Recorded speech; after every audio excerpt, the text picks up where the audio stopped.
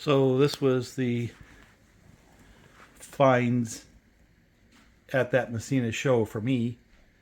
And this is in Lehigh Valley, the Cornell colors. One is dummy, one is powered, not as the box says, but they are the U25Bs.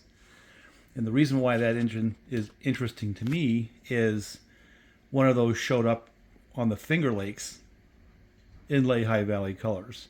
So there's a possibility that one of those continues today. And this was the real prize for me because I've been wanting to get into this now for a little bit, and that's the Williams brass, both steam and diesel. One of the concerns I have is how deep the flanges are on those wheels. Is that going to let it go on the fast track or, whatever. Tender's right there. Beautiful shape. Look at the size of that can motor in there. It's huge. So we're going to try that one out too. But this was the prize for me. That's huge. Look at that motor. Look how big that thing is. And again, this is one of the early Williams brass steam locomotives. And I can remember when brass was a big deal at HO.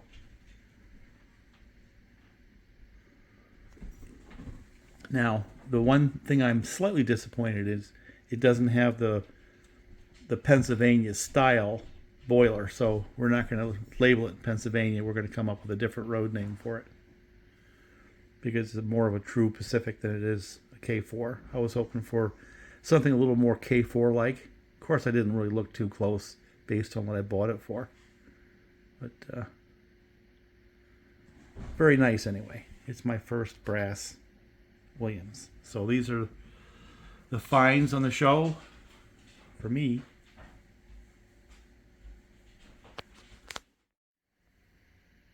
And this came off the other side.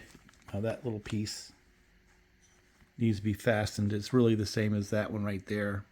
Structurally, it doesn't do anything. It's a cosmetic piece. But it needs to be reattached at some level. And this is a weight. I don't know where it was supposed to be, but it's a piece of brass bar stock. So somewhere in that locomotive, I'm sure it was supposed to have that weight for traction. I don't know where those traction tires would go. They're way too small for these big monsters. And I'm not sure I'd put them on anyway. Let me see. Yeah, they are designed to have traction tires. But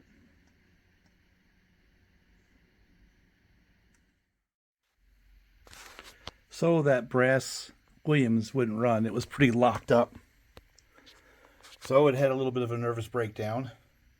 Hilltop chainsaw shop style. Found out that the gearbox was completely locked up. And there was stuff on the inside, but the gears seemed to be fine. It was a housing itself. So what I'm thinking I'm going to do is do the best I can to clean it up, because the actual gears, bearings, and all that are in good shape. It's just getting this thing to the point where it lets them turn. And that's the two halves of the gearbox that transmits the power from the motor, which is actually quite free, down to the wheels. So what happened is, this is fundamentally a bad casting, and that was not. That was a good one. But this half actually expanded and began to come apart a little bit right there where the screw goes through. Well, this project is going to have to get back burnered. That thing just fractured. And that's the piece that kind of holds the axle to the gearbox. That whole gearbox assembly was just punked material. It had no strength. So I got a $150 paperweight. It's a gorgeous day. And I think I'm going to do an early fall boat ride. Now, I don't know if you've paid attention to the channel, but both these have been on the channel. This guy here has got an interesting little issue where the safety switch on the gear shift, where it goes from forward to reverse, so you can't start it when it's in gear. Well, that switch is failing. Sometimes I'll take off and the thing will start surging seriously. And it took me a while to figure out that it's the switch. I haven't decided exactly what I'm going to do with it. I'm not quite ready to take it out of the circuit yet, but I'll buy a new one. And this is that motor, the first of the 70s that I had rebuilt with the piston that had gone through the side of the block, TIG welded and all that. That's a beautiful running motor right there. Runs beautifully. So the second motor that I rebuilt is still up in the garage waiting for its turn. And I'm hoping maybe this fall I can do the switch over so that next year that second motor gets a chance to shine, and this one will be the backup laying up against the wall, you know, in case the other one fails. So, and then this morning we got a outboard to repair. It's a little 25 horse Yamaha where it had overheated and stuck one of the cylinders. One cylinder had 150 pounds of compression. The other one had 80. So it ran beautifully on one cylinder. So that's going to be a project for the winter time. I think you guys might enjoy that. We're going to tear that thing down. I haven't done a Yamaha before. So anyway, I'm going to go for a ride.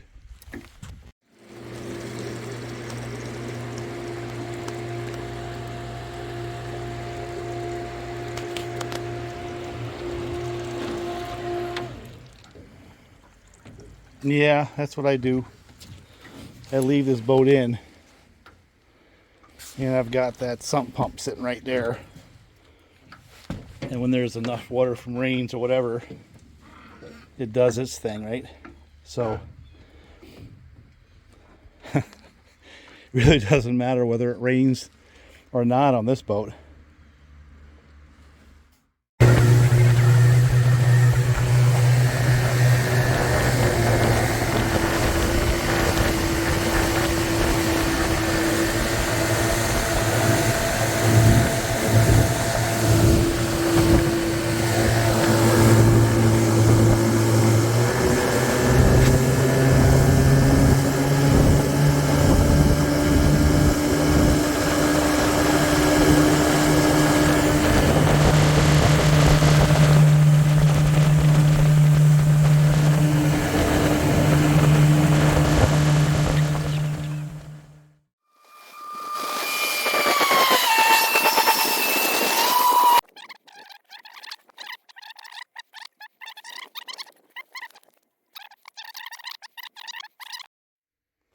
Well, project updates.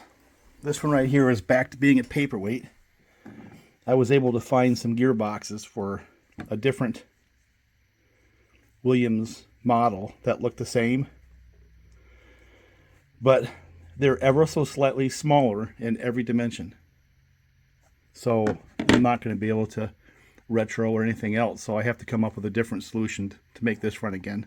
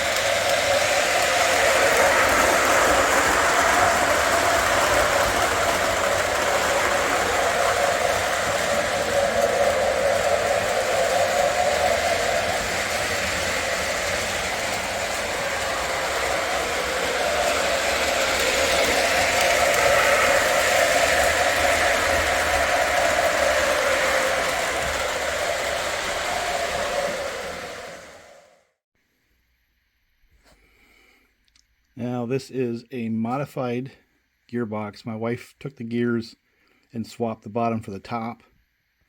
And then I took the shaft and slid the brass worm gear along the shaft a little bit to get it on the same side. So this is not as it came. These came from Train Z.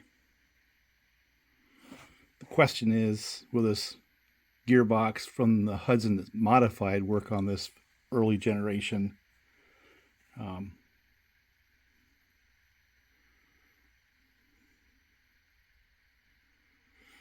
I think this is a Pacific Williams.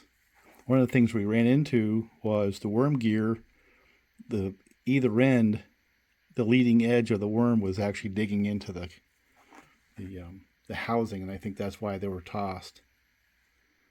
And but I got it pretty free now. So let's see whether or not we can make this thing run. Wouldn't that be a victory?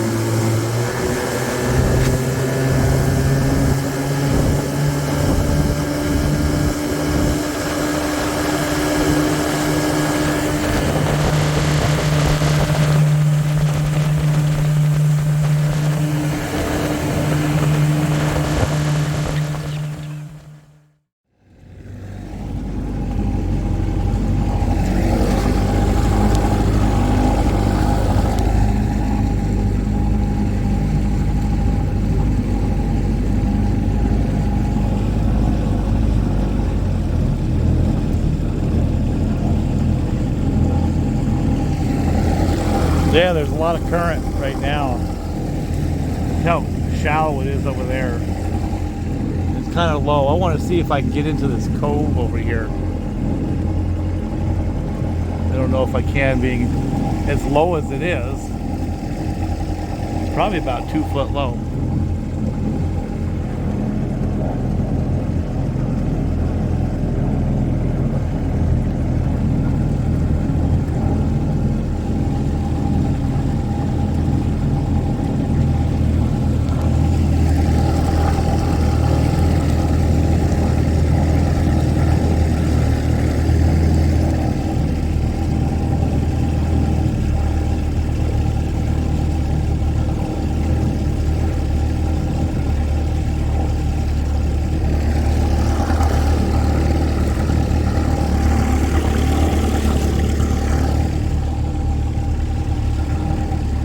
I'm going to get up here, shut off, lift the motor up, and then use the oars to get in there.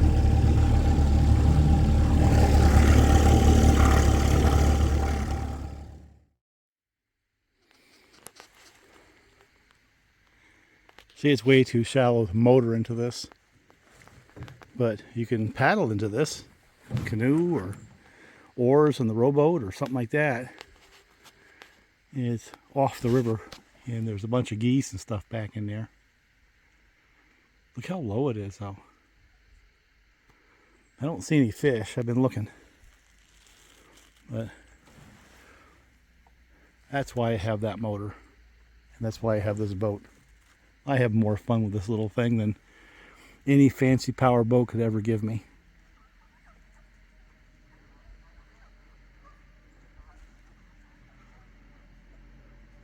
Boy, look at all the geese over there.